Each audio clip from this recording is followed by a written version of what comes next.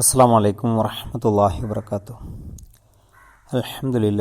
അൽഹംദുലില്ലാഹി റബ്ബിൽ ആലമീൻ. അസ്സലാത്തു വസ്സലാമു അലാ റസൂലിൽ അമീൻ വഅലാ ആലിഹി വസഹ്ബിഹി അജ്മഈൻ. അമ്മാ ബഅദ്. ഇൻ ഉരീദു ഇല്ലൽ ഇസ്ലാഹ് മസ്തതഅതു വമാ തൗഫീഖി ഇല്ലാ ബില്ലാഹ് അലൈഹി തവക്കൽതു വഇലൈഹി ഉനീബ്. റബ്ബി ഇശ്റഹ് ലി സദ്രി വയസ്സിർ ലി അംരി വഹ്ലുൽ ഉഖ്ദതം മിൻ ലിസാനി യഫ്ഖഹു ഖൗലി.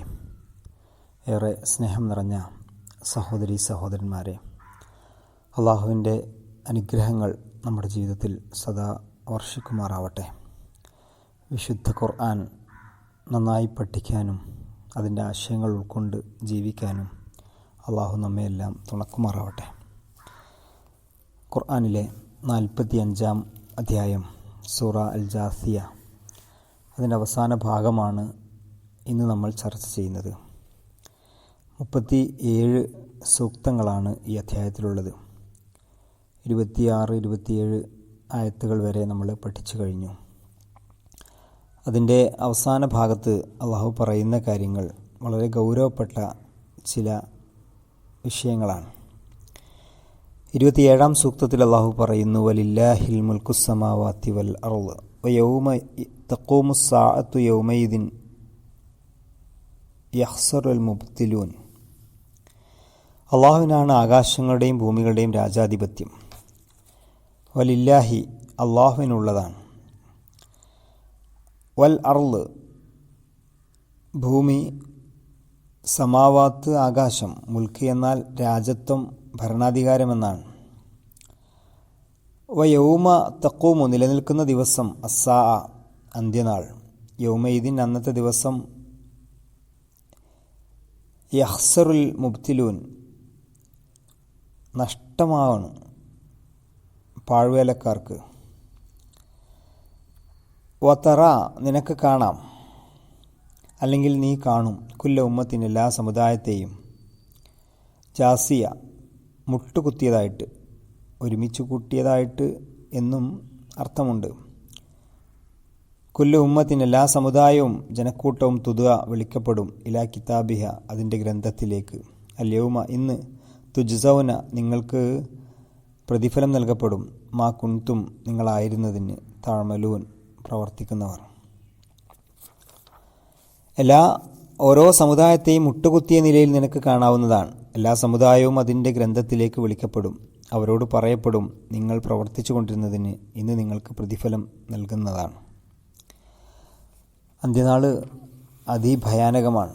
മനുഷ്യവർഗത്തിൻ്റെ ആദിപിതാവ് മുതൽ ലോകാവസാനം വരെയുള്ള എല്ലാ ജനങ്ങളും, ജിന്നുകൾ, മലക്കുകൾ, എല്ലാവരും ഒന്നടങ്കം ഒരേ നിലയിൽ സമ്മേളിക്കുന്ന ഒരു മഹാസദസ്സ്. അന്ന് അധിക ആളുകളും അങ്ങേയറ്റം വലിയ ഭീതിയിലായിരിക്കും. എല്ലാ അഹങ്കാരങ്ങളും അന്നേ ദിവസം അപ്രത്യക്ഷമാകും. എല്ലാവരും അള്ളാഹുവിൻ്റെ മുമ്പിൽ വിനയാന്വിതരാവും.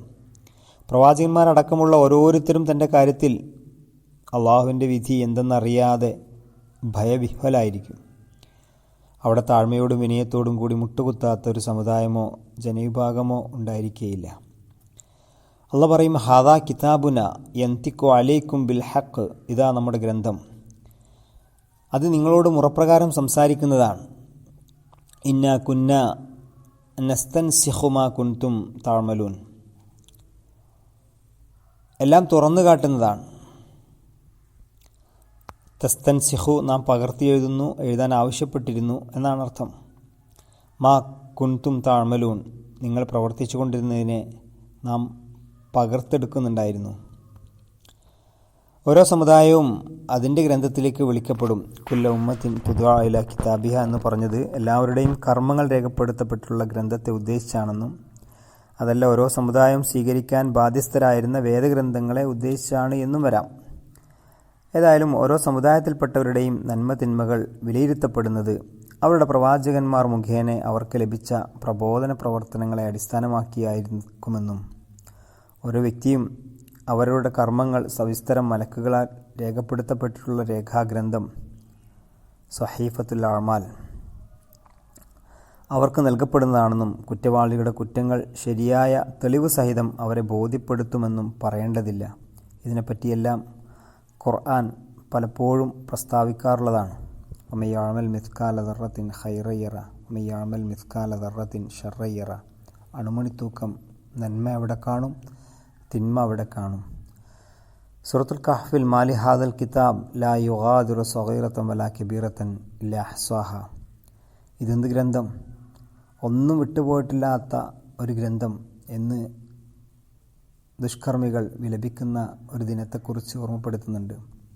മനുഷ്യൻ്റെ കർമ്മങ്ങൾ രേഖപ്പെടുത്തുക എന്നത് പേന കൊണ്ട് രേഖപ്പെടുത്തുന്നതിനെ കുറിച്ചല്ല. നമ്മൾ ആലോചിച്ച് നോക്കണം. 1400-ലധികം വർഷങ്ങൾക്ക് മുമ്പ് പ്രവാചകൻ മുഹമ്മദ് മുസ്തഫ സല്ലല്ലാഹു അലൈഹി വസല്ലം മനുഷ്യൻ്റെ കർമ്മങ്ങൾ രേഖപ്പെടുത്തപ്പെടുന്ന ഒരു സാഹചര്യത്തെക്കുറിച്ച് അവരോട് വിശദീകരിക്കുമ്പോൾ ഒരുപക്ഷെ അവർക്ക് പുച്ഛത്തോടുകൂടി അതിനെ തള്ളിക്കളയാം.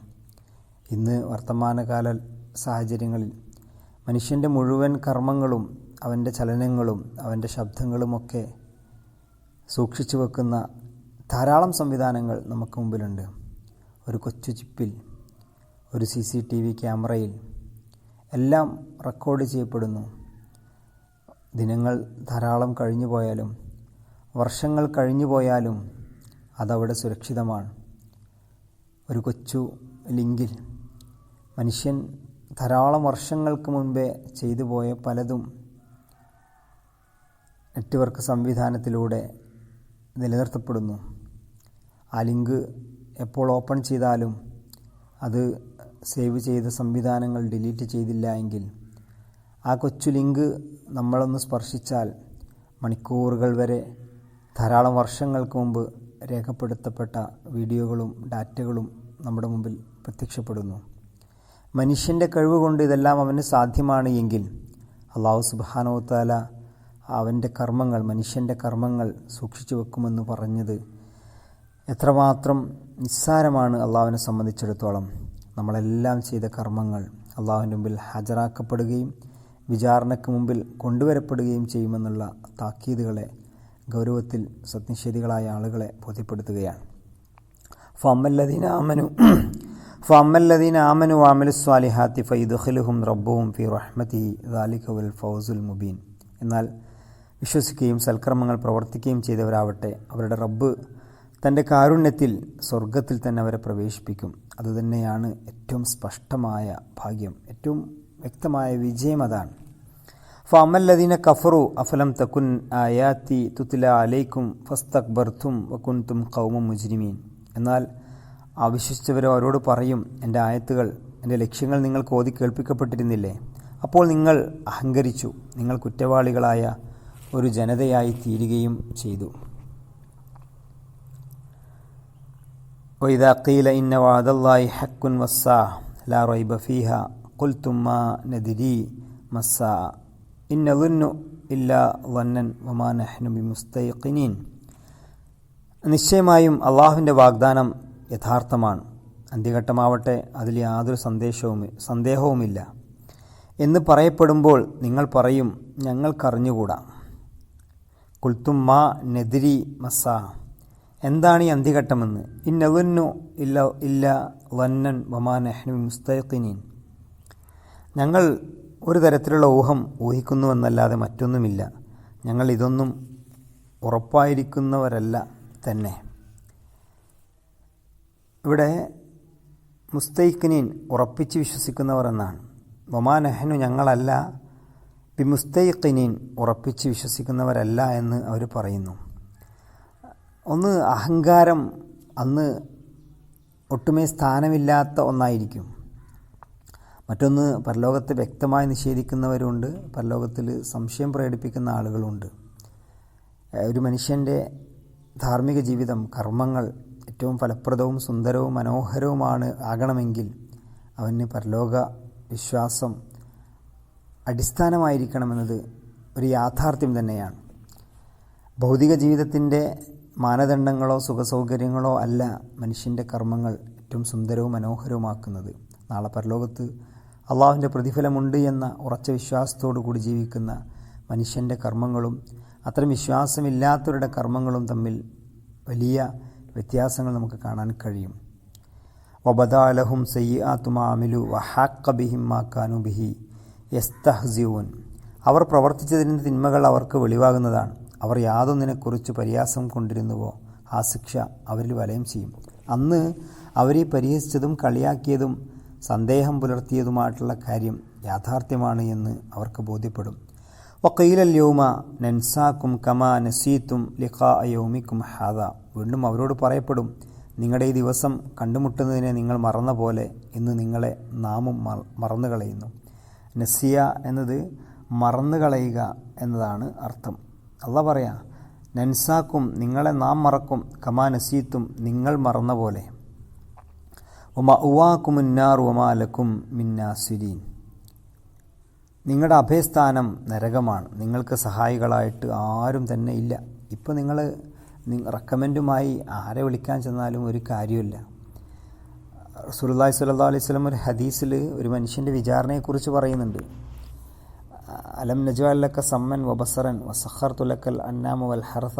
മനുഷ്യന് നൽകിയ അനുഗ്രഹങ്ങളെക്കുറിച്ച് ഇങ്ങനെ അള്ളാഹ് എണ്ണി എണ്ണി പറയും. ഞാൻ നിനക്ക് കണ്ണും കാഴ്ചയും നൽകിയില്ലേ, കേൾവി നൽകിയില്ലേ, അതുപോലെ തന്നെ ബുദ്ധി നൽകിയില്ലേ, അധികാരം നൽകിയില്ലേ, സമ്പത്ത് നൽകിയില്ലേ, സ്ഥാനമാനങ്ങൾ നൽകിയില്ലേ, എന്നെ കണ്ടുമുട്ടേണ്ടി വരുമെന്നുള്ള ഓർമ്മയോട് കൂടിയിട്ടാണോ എടോ നീ ദുനിയാവിൽ ജീവിച്ചത്? അപ്പം മനുഷ്യൻ വരച്ച് പറയും, ലാ യാ റബ്ബി. അള്ളാഹ് പറയും, അല്യൗമ അൻസാക കമാ നസീതനി, നീ എന്നെ മറന്ന പോലെ ഞാൻ നിന്നെയും മറക്കുന്നു. വിശുദ്ധ ഖുർആൻ വളരെ വ്യക്തമായിട്ട് അള്ളാഹ് പറയാം, വഖീലൽ യൗമ നൻസാക്കും കമാ നസീതും. അവരുടെ സ്ഥാനം നരകമാണ്. ദാലിക്കും ബി അന്നക്കും ഇത്തഖഅതും ആയാത്തില്ലാഹി ഹുസുവ. അതൊക്കെ സംഭവിച്ചത് നിങ്ങൾ അള്ളാഹുവിൻ്റെ ആയത്തുകളെ പരിഹാസ്യമാക്കി തീർത്തതുകൊണ്ടാണ്. വ ഗറത്തുകുമുൽ ഹയാത്തി ദുനിയ, ഐഹിക ജീവിതം നിങ്ങളെ വഞ്ചിക്കുകയും ചെയ്തു. ഫല്യൗമ ലാ തുഖ്റജൂന മിൻഹ വലാഹും യുസ്താഴ്തബൂൻ. അവർ നരകത്തിൽ നിന്ന് പുറത്തുവിടുന്നതല്ല, അവരോട് പശ്ചാത്തപിച്ച് മടങ്ങി തൃപ്തിപ്പെടുവാൻ ആവശ്യപ്പെടുകയുമില്ല.